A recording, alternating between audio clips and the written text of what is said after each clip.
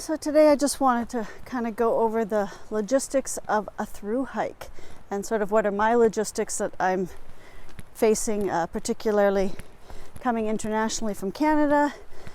So I'm just going to go over essentially what I have done already and what still needs to be done. My list for what needs to be done is sadly a little longer than I'd like it to be, but we still have a little bit of time to get that done. So we'll work through that. So far what I have done is I have booked my campsite in Baxter State Park for Katahdin. That I was told needed to be booked about 4 months in advance, as it tends to fill up fairly quickly. So we did that, which is a nice feeling. So we have an official start date, which is great. Getting to Katahdin is, right now we have a friend who has offered to drive us there, which is a very wonderful and thoughtful gesture from her. So hopefully she'll be able to, well, I'm pretty sure she'll probably do better than me, summiting Katahdin. So she'll be coming with us for that. So we have a drive to Katahdin, which is great. So we don't have to worry about that. Our gear prep is pretty much done. There's still a few tweaks to the gear, but for the most part, we have everything we need, and we've done some meal prepping, so we don't have to really think too heavily on what we're going to need for that first bit of the trail, particularly because we're going southbound, and we'll be entering the 100-mile wilderness. We're pretty much going to need to have everything set up, because there isn't going to be a lot of stops. Well, there isn't going to be any to pick up extra gear if we need it at that point. So we pretty much have to be dialed in for that, particularly with bug gear, because it's going to be mosquito and black fly season. Oh boy, fun. As well, because we are of the older crew, the midlife, getting to the 50 age, I have made sure that I went to the doctor, or have gone to the doctor, sorry, just to get that medical physical done and that I'm all good to go. There's nothing concerning. Did the dentist, so the teeth are all in good shape, so I won't have any last minute emergency dental issues, because all of those things can happen, and you know, it's easier to take care of now while I can, and I have my health insurance and dental insurance and all of those good things. So that part of the logistics are done. I've also been working with physio, so my training over the past couple of months, and still a few more months to come. So hopefully I'll be physically ready, having good strong knees, because that's very important. I do have some knee issues, and I will be putting a video out on my training plan just to give you an idea of what I've been doing and what's working for me. So far, it's doing quite well, and like I said, I'll get into that a little later.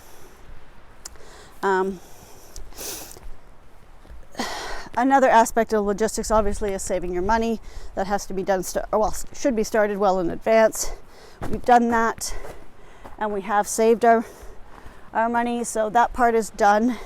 We still have a bit of time to save more, which we will be doing, obviously, just because, you know, the bigger buffer you have, the better position you are to do a few extra things if you need to, or cover unintentional or unexpected expenses that might come up, like a family emergency or an injury or something like that.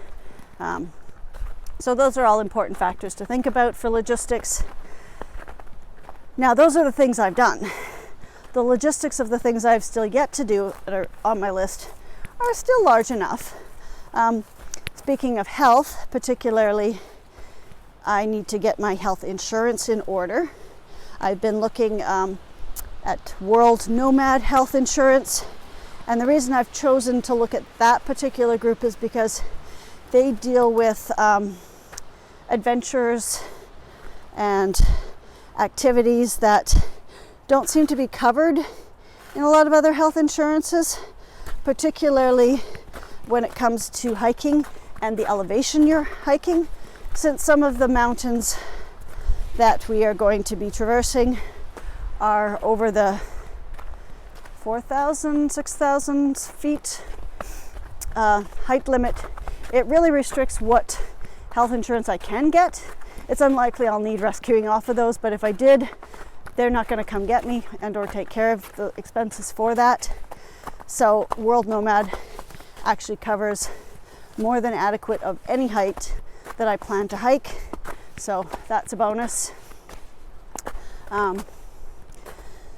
So I haven't fully committed to that yet, but that's kind of where I'm thinking on going. As well with insurance, I still have to put my car insurance on hold. Since we won't be driving it, we can put it on just fire and theft, which will greatly reduce what we need it for. The home, well, our home, we won't be living in it, but we will be having someone take care of it maintenance wise and just keep an eye on it to make sure everything is good with it. So that has to be taken care of. Yeah. As well, because we're coming internationally, we have to deal with things like passports. Our passports are certainly good enough for the States for the entire time we're there, but they do start to run out close to when we come back, or just after we come back, I should say. So we're going to get those renewed before we go. That way there's no concern there at all. And so other logistics are just basic things like getting your mail forwarded, checking on any of your subscriptions that you have and canceling those that you don't need. I don't have many subscriptions already at this point in time, so I really don't have to cancel anything. But I do, I'll probably have to get a subscription or two, particularly to Garmin InReach, just so I have access to use that little device that I have now purchased. As well, I'll need to change out my phone plan, get one that is compatible to the States with particular attention to things like data and whatnot, because the Canada and the American systems don't really, they don't really work well together, and the Canadian ones are way more expensive than the American ones. So at least that'll be a cost savings for me. Looking forward to that. As well as with the currency exchange rate, my bank allows me to actually open an American account. So I'll be doing that because that way I won't have to deal with the foreign exchange every time I use my bank, and as well letting my bank know about the fact that I'll be going down there. So when they see these crazy charges from all over the place, they know it hasn't been stolen and that it's just me using my credit card. And please don't cancel, because I'm gonna need it. Really, so that's kind of the logistics at this point. The last kind of logistics obviously is letting my work know our final end date. We haven't done that yet. We still have a little bit of time on that. And we'll also be letting them know, because we don't actually live in our house where we work right now. We've been kind of living in a different city. So we're renting, and we're gonna have to move. So we have to pack up everything, get rid of a ton of stuff, just because we have too much. I don't know how we accumulated it, but we did. And get rid of the house plants, all the little things of that nature that needs to be taken care of. Just going to give you an idea of what I've been walking on.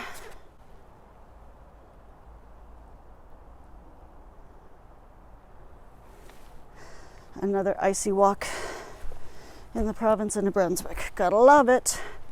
Anyway, but again, like I said, that is the logistics really of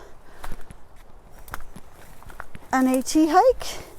And just before we go, we'll make sure we double check that we have everything and people have our contacts, and all of that good stuff, uploading podcasts and books to have.